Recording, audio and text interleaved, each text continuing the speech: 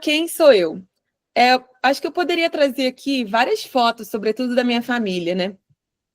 Porque eu estava até falando com uma amiga hoje como a referência do meu pai, que é um pai presente, é casado com a minha mãe ainda hoje, me trouxe uma dimensão muito importante que eu vejo inscrita no meu corpo e na forma como eu me posiciono, sobretudo em relação ao trabalho, sobretudo em relação à fé na vida, à minha disposição.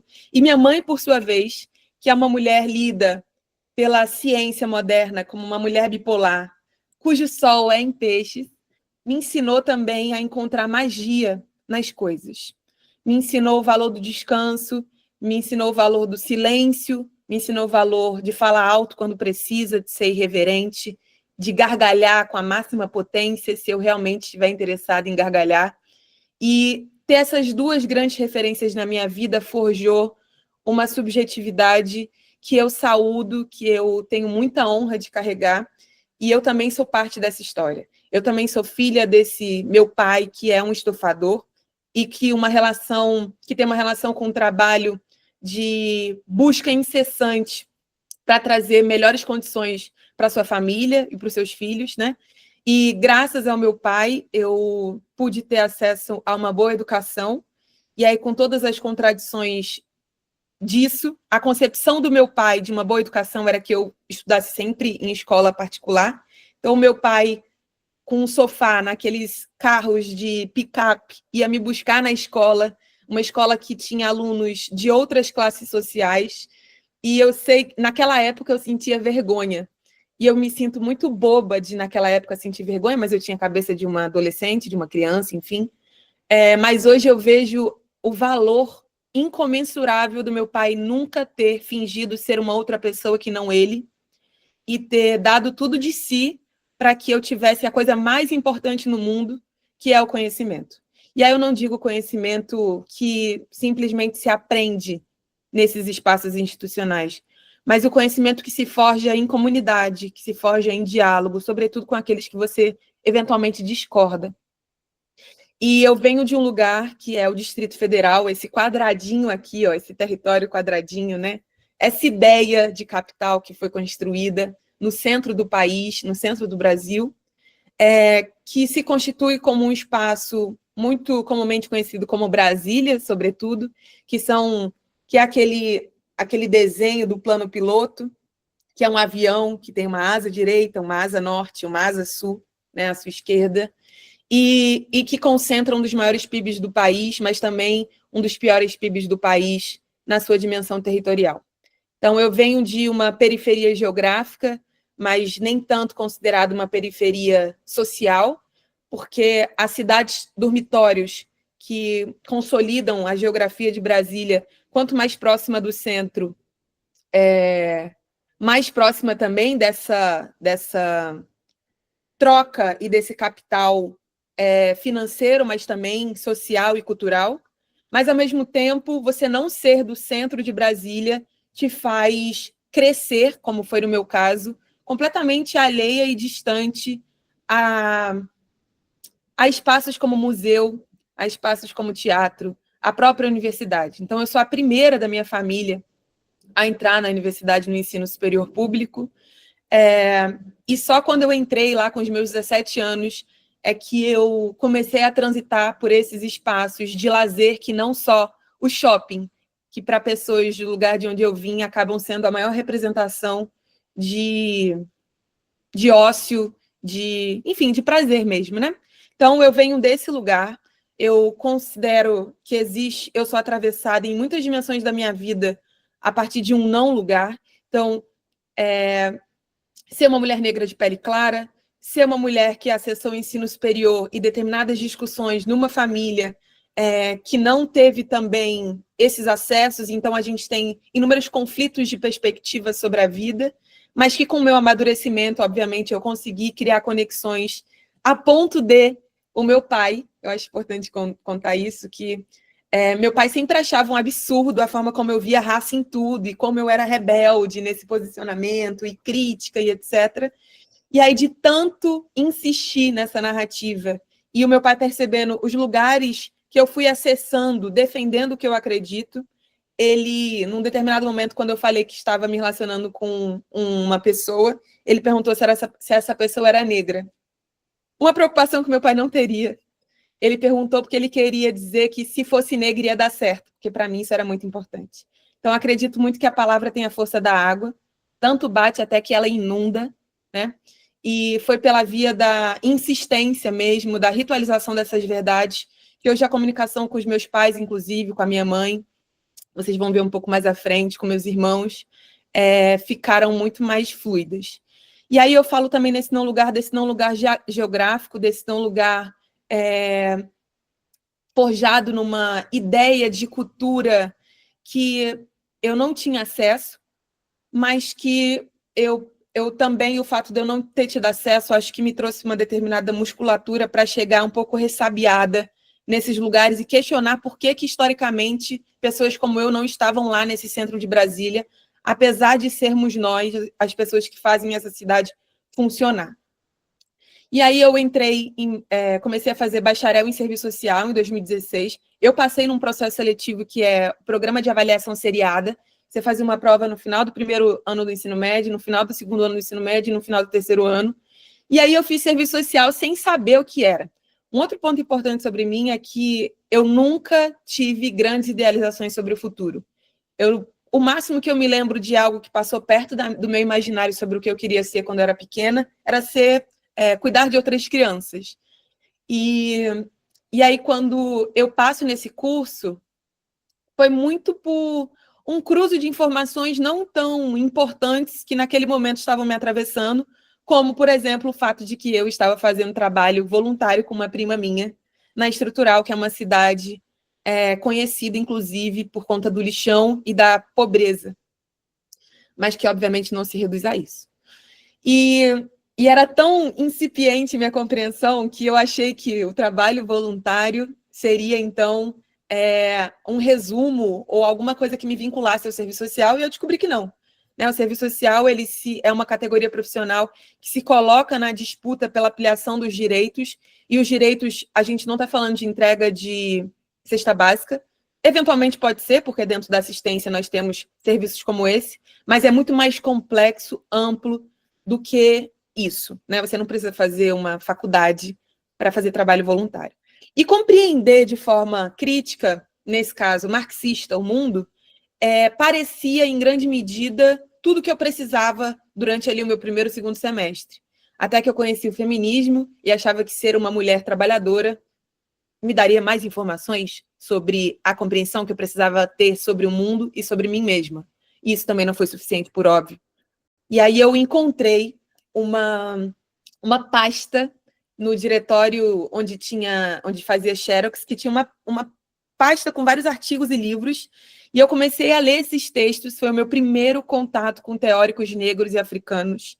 E um dos textos que estavam lá era o livro Saúde das Mulheres Negras, organizado pela Jurema Werneck, com um artigo que se chamava Obirin Odara. Quando eu vi aquele nome, eu não entendi o que ele queria dizer, mas eu sentia que ele era meu. Eu troquei todas as minhas redes sociais por esse nome, as pessoas começaram a me chamar assim, e há mais de 10 anos eu me coloco no mundo, me apresento como Obirin Odara. Muitos anos depois, sei lá, 3, 4 anos atrás, eu fui entender no Yorubá, na cultura Yorubá, o significado disso, né? O significado de Obirin como mulher, mas não mulher no sentido ocidental, e o significado de Odara, não só como beleza, como canta Caetano, mas aquilo que traz força. E aí a gente sabe que o racismo tira o nosso nome, então quando eu me renomeio, eu estou buscando evocar essas dimensões em mim, me relembrar. Todas as vezes que as pessoas me chamam por Obirin Odara, então o meu corpo relembra como eu quero me posicionar no mundo, até que isso se torne muito mais fluido como é hoje.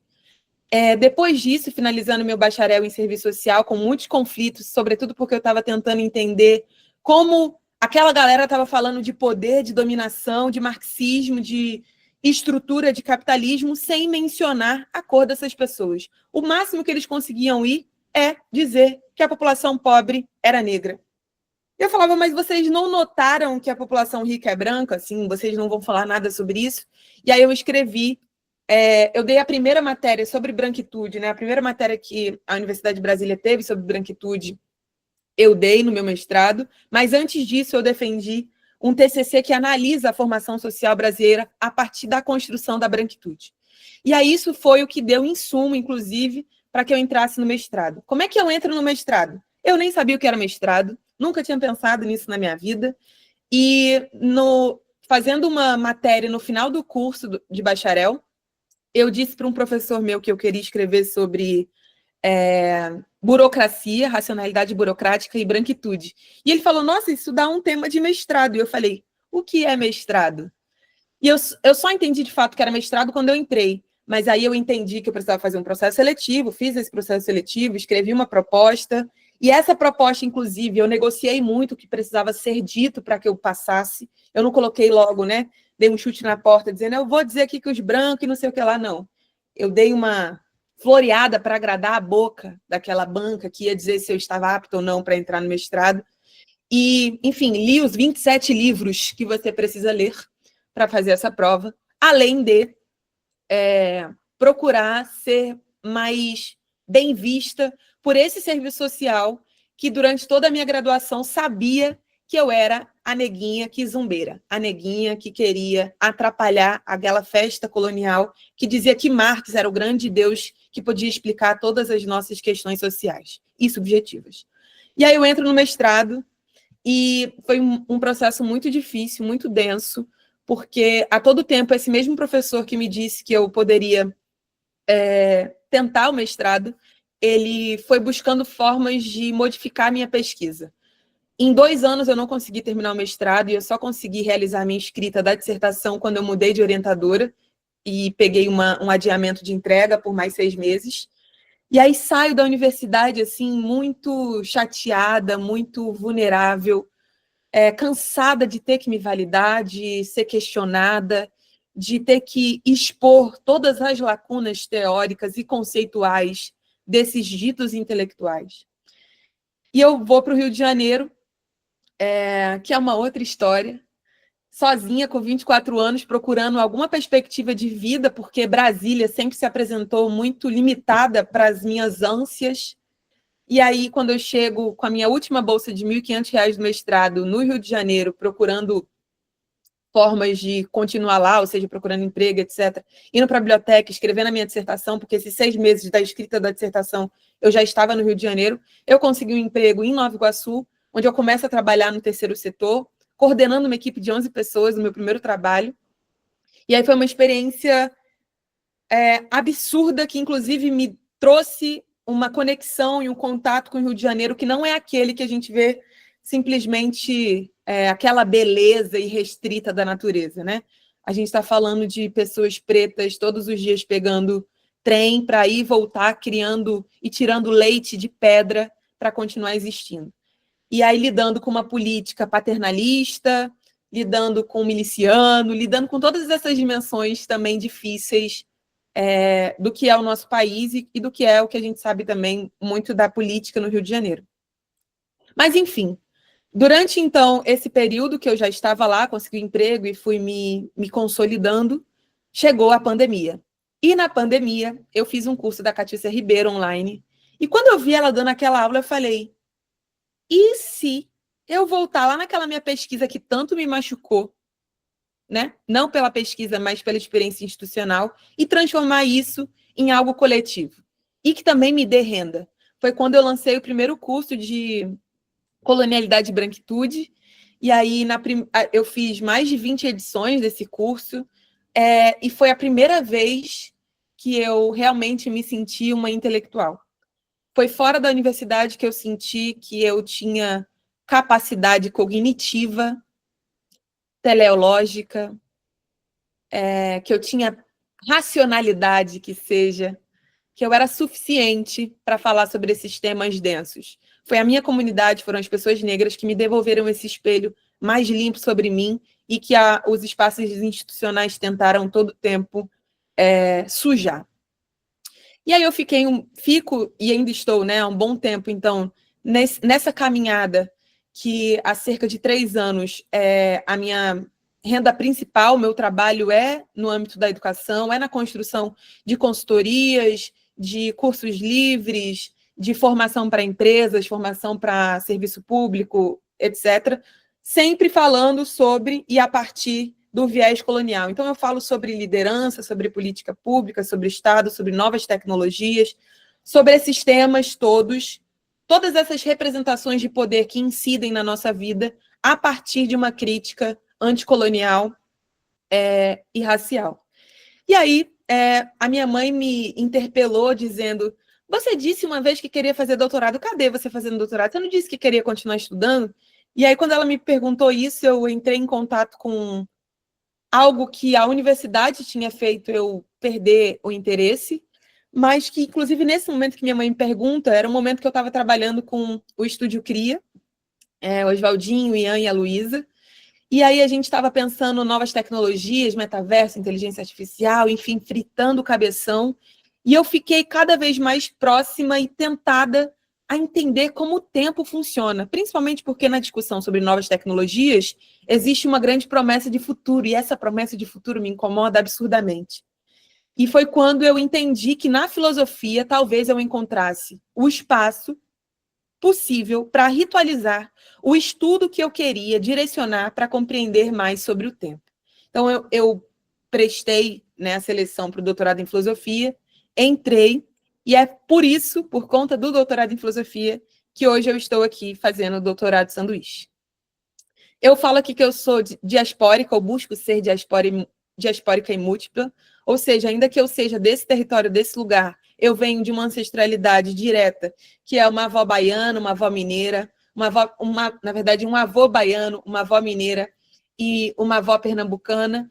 Meu pai é goiano, minha mãe é mineira, eu nasci em Brasília, mas quanta coisa vem antes de mim que eu sei e quanta coisa que eu não sei. Então, a minha ancestralidade ela é diaspórica, porque certamente eu não sou fruto desse território só chamado Brasil. Eu sou um cruzo também desses atravessamentos africanos, indígenas e esses tantos territórios que a gente tem dentro do nosso próprio país.